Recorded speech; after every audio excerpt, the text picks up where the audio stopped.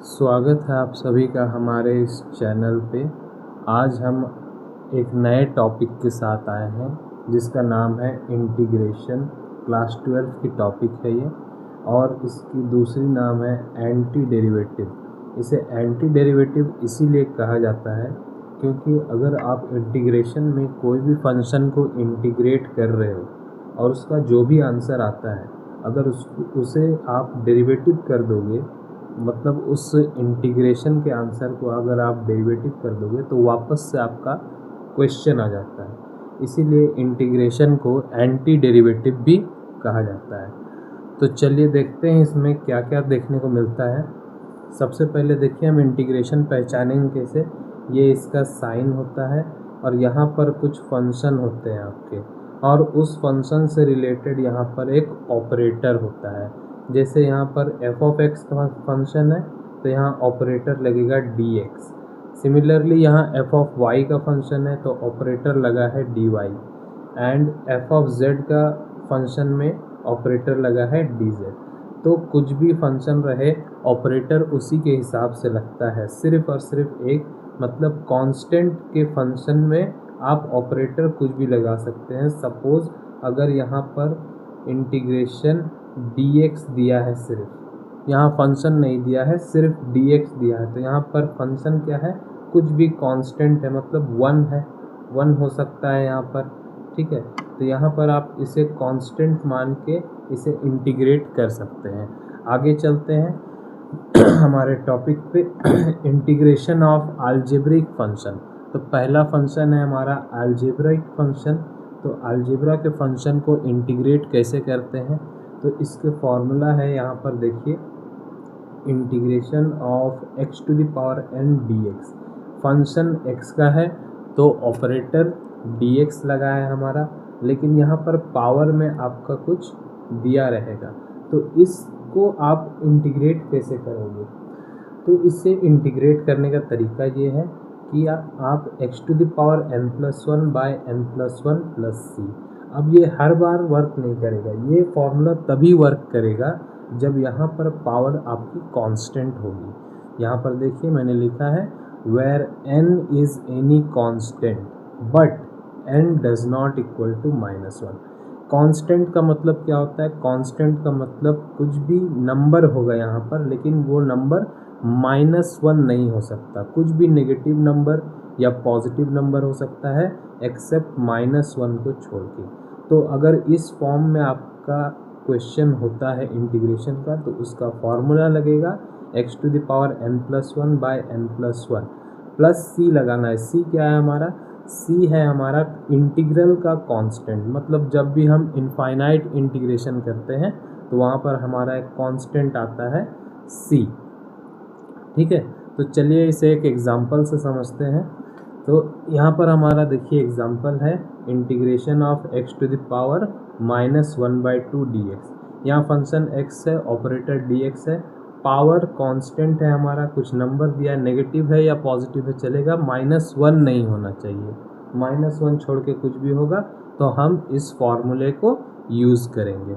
यहाँ पर देखिए क्या करेंगे हम, ये हो जाएगा हमारा x⁴−1/2 तो था ही, हमें क्या करना है +1 ऐड करना है, और नीचे भी इसी सेम चीज़ को लिखना है एक्सेप्ट x।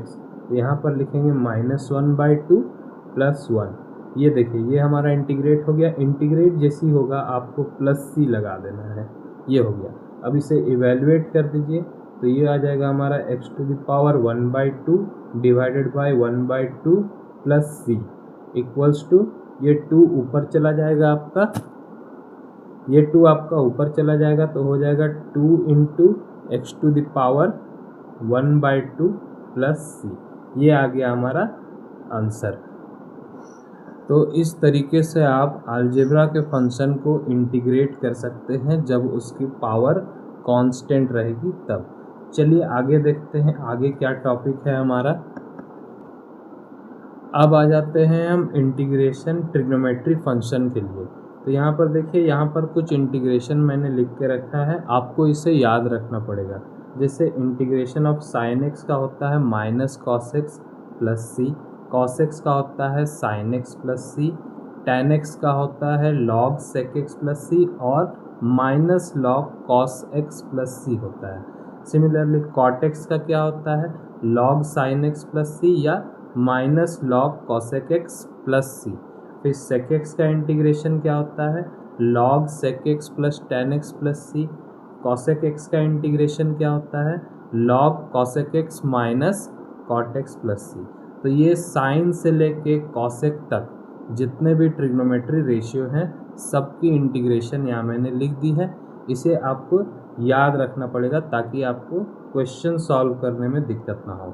अब इसके अलावा कुछ और इंटीग्रेशन होते हैं। यहाँ पर देखिए integration of sec square x d x. तो सेक स्क्वायर एक्स की इंटीग्रेशन क्या होगी? सबसे पहले बताइए आप, इंटीग्रेशन को हमने पढ़ा था एंटी डेरिवेटिव, क्योंकि यहाँ पर इंटीग्रेशन जो होता है वो डेरिवेटिव का उल्टा होता है। अब देखिए सेक स्क्वायर एक्स को जब हम इंटीग्रेट कर रहे हैं तो क्या आ रहा है हमारा tan x प्लस सी, लेकिन वही हम tan x को डिफ्रेंशिएट करेंगे तो क्या आएगा हमारा सेक स्क्वायर एक्स आएगा, इसीलिए इसे एंटी डेरिवेटिव कहा जाता है। सिमिलरली यहाँ पर देखिए integration minus cosec square x d x क्या होता है कॉट एक्स प्लस सी होता है। और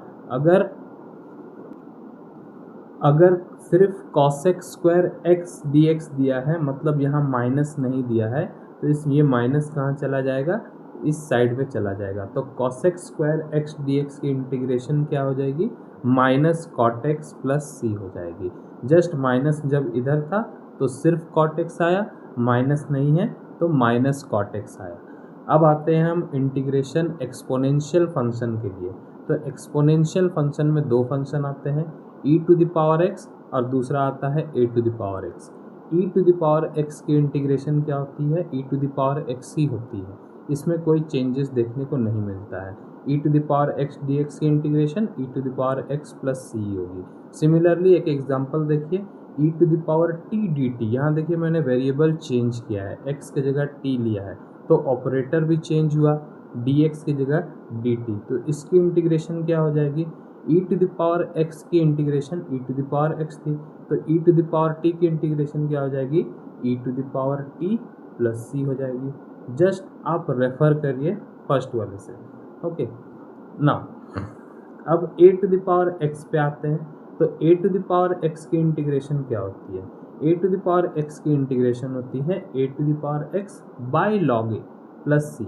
अब यहाँ पर a क्या है a कुछ भी कांस्टेंट होगा आपका, यहाँ मैंने लिखा है देखिए where a is any constant. Constant मतलब कुछ नंबर होगा या कुछ अल्फ़ाबेट्स होते हैं जिसे हम कांस्टेंट की तरह ट्रीट करते हैं डिफरेंशिएशन इंटीग्रेशन मतलब कैलकुलस में। एक एग्जांपल से समझिए इसे, integration of 5 to the power x dx। ठीक है, यहाँ 5 क्या है कांस्टेंट है और इसके पावर में वेरिएबल है। जस्ट इससे आप रेफर करिए, ये कांस्टेंट के पावर में वेरिएबल था तो इसका इंटीग्रेशन क्या हुआ था a to the power x by log a plus C हुआ था। तो यहाँ पर इसकी इंटीग्रेशन क्या हो जाएगी 5 to the power x by log a। तो लॉग a की जगह क्या है 5 है तो लॉग 5 हो जाएगा हमारा प्लस सी। ठीक है, जस्ट इसको रेफर करिए आप, a to the power x dx equals to क्या था a to the power x by log a plus C. तो 5 to the power x dx क्या हो जाएगा 5 to the power x by log 5 plus C. a की जगह 5 आ गया तो यहाँ 5 आ गया और लॉग 5 आ गया। होप ये वीडियो आपको पसंद आया होगा। अगर ऐसे ही वीडियो आप और चाहते हैं तो हमारे चैनल को सब्सक्राइब करें। Thank you.